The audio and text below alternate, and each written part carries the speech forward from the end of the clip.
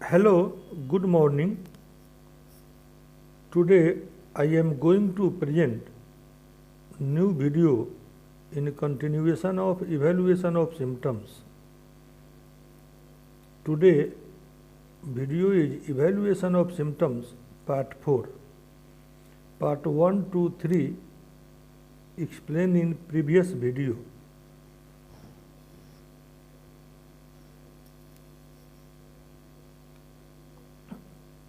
So, in continuation of previous video, one characteristic general will overrule many particulars. One characteristic general symptom will overrule many particulars. Example: in case of a skin disease, sulfur seems to cover all the particulars and common symptoms and has taken to be the indicated remedy, but on further examination it was discovered that the patient was chilly, not hot.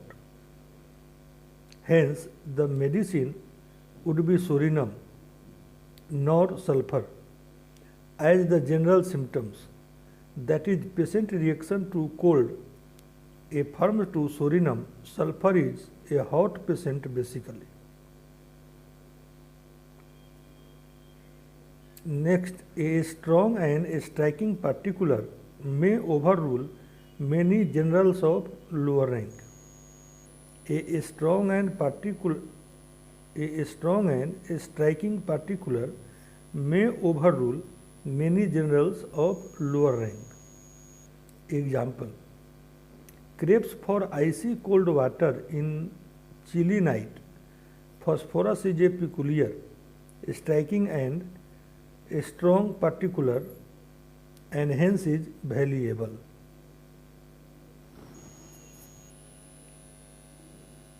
A general or a true individualizing symptom always assures us a true guiding symptom of highest value.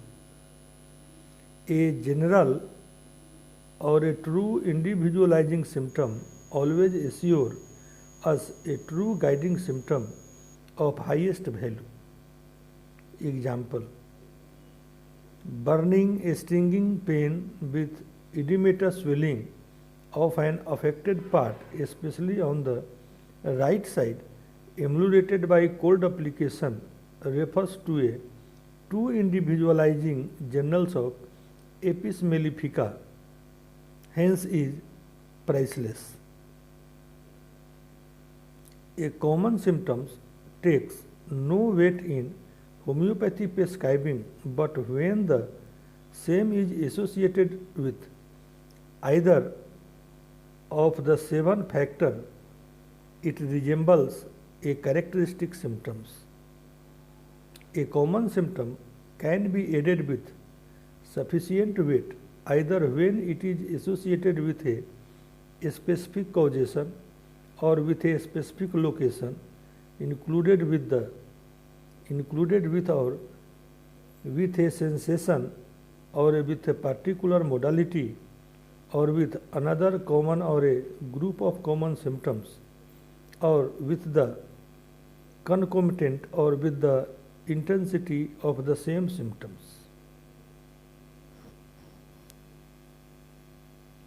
When a common symptom is associated with a definite cause, then it covers into a characteristic symptoms.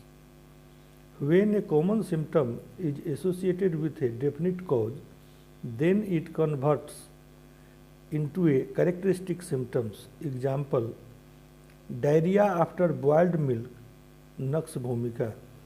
Diarrhea after boiled milk, medicine is nux moscata. When a common symptom is associated with a definite location, then it becomes a characteristic symptoms. When a common symptom is associated with a definite location, then it becomes a characteristic symptoms. Eczema behind the ears, graphitis, common characteristics. Paralysis on one side, causticum dulcamara, general characteristics.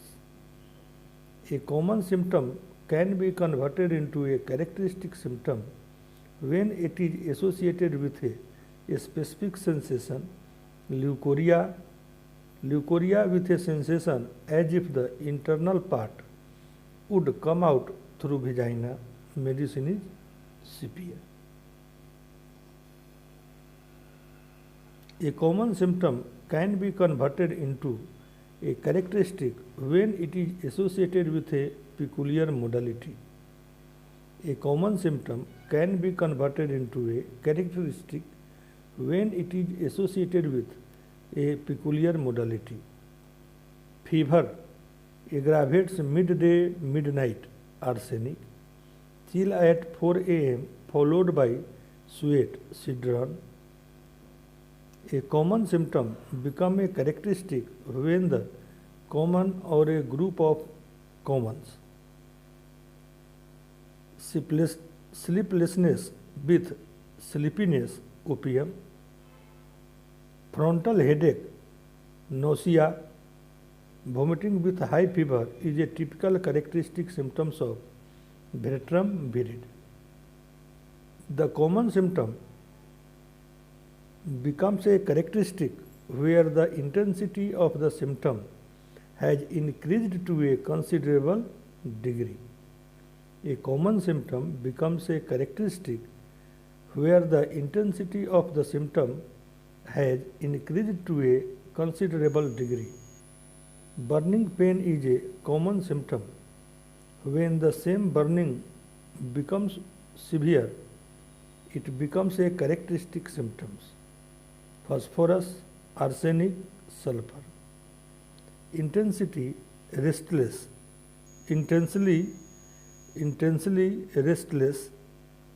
Rustux belladonna. A common symptoms can become a good concomitant symptom when it is invariably associated with the appearance and disappearance of a general symptoms of the patient.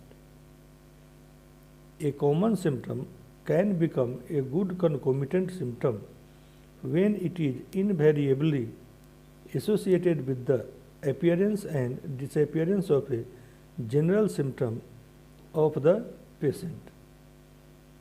Example: diarrhea, cholera-like menses during ammonium carb, dysmenorrhea with ineffectual urging for a stool, nux vomica.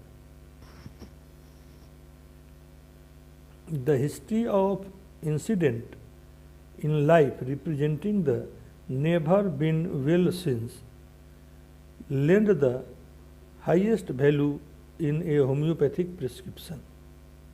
The history of incident in life representing with never been well since lends the highest value in a homeopathic prescription.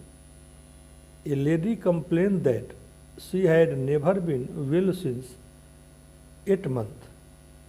That is, after a sudden episode of grief, Ignatia, causticum, phosphorus, lachesis, aurum. Never been well since last acute illness, carbovage. Never been well since last injury, arnica montana. Never been well since last abdominal operation, Staphysagra. Never been well since last head injury, natrum sulph. Never been well since last fright, aconite, opium.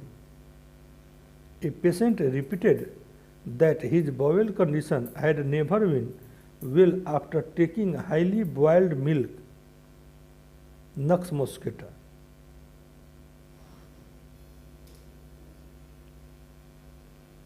A symptoms must correspond similarly to its counterpart in the repertory and materia medica in both its degree and rank.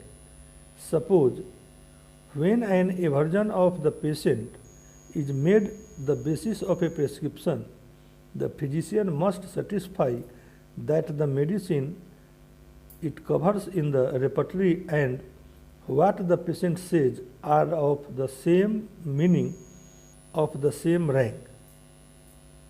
A symptom must correspond similarly to its counterpart in the repertory and materia medica in both its degree and rank. Suppose when an aversion of the patient is made the basis of a prescription, the physician must satisfy that the remedies it covers in the repertory and what the patient says are of the same meaning, of the same rank. Example, aversion to fish. In Kent repertory, page 480 has graphitis in highest grade, followed by colchicum, phosphorus, zinc in second order importance. So when the patient's aversion to fish is so much outstanding that he cannot even like to touch it on the tongue, then definitely it is a symptom of highest order and may become a characteristic for the prescription of graphites. But when the same aversion is present but not in the degree and velocity as is presented above by the patient, then better to consider colchicum, phosphorus, zinc. So it is what we call the practical analysis and evaluation of symptom. Many of our failures are due to also one of these reasons. Example, if your patient is little restless, arsenic rustics, which are superlatively restless remedies, will of course be rather contraindicated. Hence, big types in repertory will never help you unless the symptoms are of big type in the patient too. So you always match the intensity of symptoms with grade of the medicine in repertory.